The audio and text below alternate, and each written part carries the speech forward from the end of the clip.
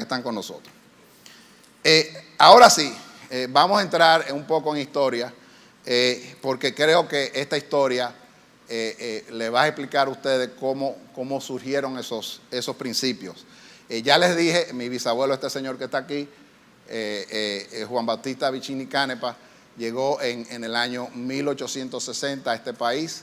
Llegó desde Italia a los 13 años. La verdad que lo que hizo este señor a mí me sorprende. Y me sorprende porque él se vino solo, señores.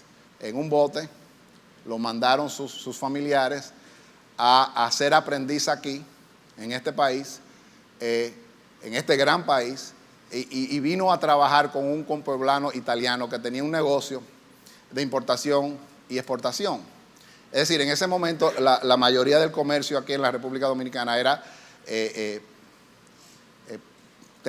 producir materia prima, azúcar, que no la producía el señor Canevaro, pero sí sí mercadeaba con ella, y mandarla a Italia, a Europa, que era nuestro principal socio comercial.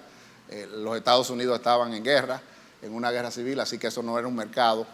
Europa era nuestro socio comercial más grande, y en ese momento ellos mandaban, la economía mandaba, caoba de aquí mandaba materia prima, y entonces a cambio de Europa venía aquí muchas telas, productos ya terminados, porque el país en ese momento todavía no había entrado en su primera fase de revolución industrial.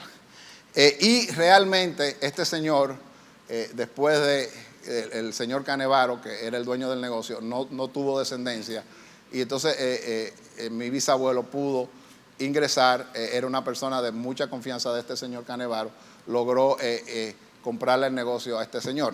Entonces él realmente, además de crearlo, bueno, ya estaba creado, lo creció, porque entonces se involucró en la producción, no en la comercialización, sino en la producción de los bienes estos que yo he estado hablando. La segunda generación, el señor Juan Bautista Vicini Canepa, el anterior, tuvo 13 hijos.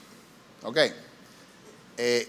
Pero realmente los dos que administraron el negocio en la segunda generación fueron mi abuelo, Felipe Vicini Perdomo, el cual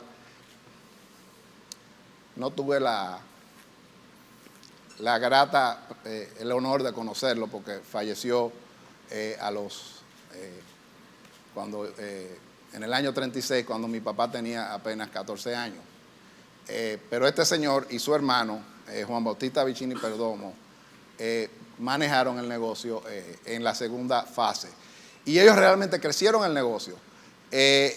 Desafortunadamente pasó algo y bastante penoso en la historia de nuestro país en los años 30. No les tengo que decir qué fue lo que pasó. Fue la dictadura trujillista. En ese momento mi abuelo no comulgaba mucho con el señor Trujillo, y decidió exiliarse en el año 35, al año antes de morir. Entonces mi tío abuelo fue el que tuvo que tomar las riendas, continuar las riendas del negocio, y se quedó aquí. Y este señor, que me dicen a mí, era una persona altamente social, muy abierta, decidió realmente tomar el perfil bajo. Ese perfil bajo que él tomó fue un perfil, yo creo, para poder sobrevivir, para no andar con ostentaciones en la calle, para que no fuera el blanco de ataques. Y eso fue lo que hizo este señor. La transición de la tercera generación también ocurrió cuando este señor, Juan Bautista Vicini Perdomo, el tío abuelo mío, muere en el año 1949, y su hijo mayor, su sobrino mayor, mi padre, a los 23 años tuvo que asumir la dirección de los negocios. Pero él se rodeó de familiares y de gente muy capaz que ayudaron a esta tercera generación a continuar y a crecer más el negocio. Después de la dictadura, estos tres señores que están aquí, mi papá y mis tíos, se dieron cuenta que el modelo económico que existía durante la dictadura no era sostenible. En ese momento el señor Trujillo tenía, el dictador tenía, creo que controlaba una gran parte de la economía. Entonces, la decisión, yo no creo que fue una decisión, bueno, vamos a hacer esto, sino vino por intuición. Como dijo Manuel, la intuición a veces es una gran parte del negocio.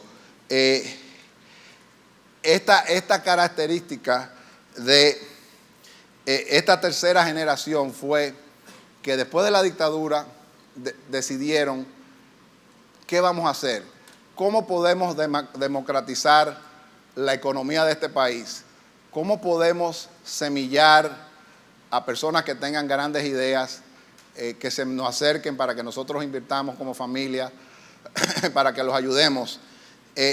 ¿Y cómo podemos hacer eso? ¿Por qué lo hicieron, señores? Lo hicieron porque semillando empresas pequeñas como la de ustedes, fue una manera que ellos visionaron para realmente democratizar la economía. Eso fue una gran transición que nuestro país sufrió después de la dictadura. Es cómo vamos a crear nuevas empresas para que realmente eso nos proteja a todos de una embestida dictatorial como la que pasó cuando Trujillo. Y decidieron emprender junto al país. No solamente, como dije, expandieron el negocio familiar, sino creyeron en jóvenes como ustedes. Muchas de estas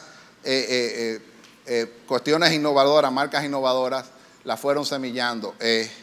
Uno de los grandes ejemplos que yo cito cuando las personas me preguntan cuáles fueron una de las iniciativas que ellos tomaron después de la caída de Trujillo, una de ellas fue cuando el papá de este señor que está aquí, don Alejandro, se le acercó a la familia con la gran idea, con el gran plan de crear una institución de capital privado, un banco de capital privado dominicano, porque señores, antes de esta institución donde estamos hoy, la institución que nos está, que es el anfitrión de este gran evento, no habían bancos de capital privado dominicano. Este señor, el papá de este señor, tuvo la brillante idea con una serie de otros empresarios de crear este banco de capital privado. Y cuando se le acercó a donde mi papá y a donde mi tío, dijeron, eso es una excelente idea. Y se puso un capital semilla en este banco.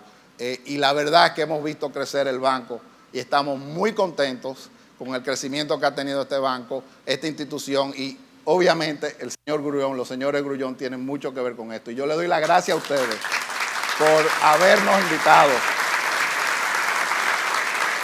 Le doy las gracias. Entonces, al final, ¿qué es lo que somos? Fuimos en ese momento una pequeña incubadora de pymes que dio, a través de los años, muchas inversiones en muchas empresas. Y empresas que estaban diversificadas en muchos aspectos. Entonces, el reto de esta cuarta generación, a la cual yo represento, el reto fue de transformación y de transición. Un enfoque en talento y en búsqueda de socios de cómo administrar este legado que nos dejó nuestra familia. La clave ahí era cómo íbamos a hacer que de nosotros hacia los socios y de los socios hacia nosotros, doble vía, señores, hubiera una rendición de cuentas. Entonces, hace 10 años empezamos, un poco más, 12, 14 años, empezamos con la ayuda de la tercera generación de mi padre, una planificación, una transición generacional de este negocio.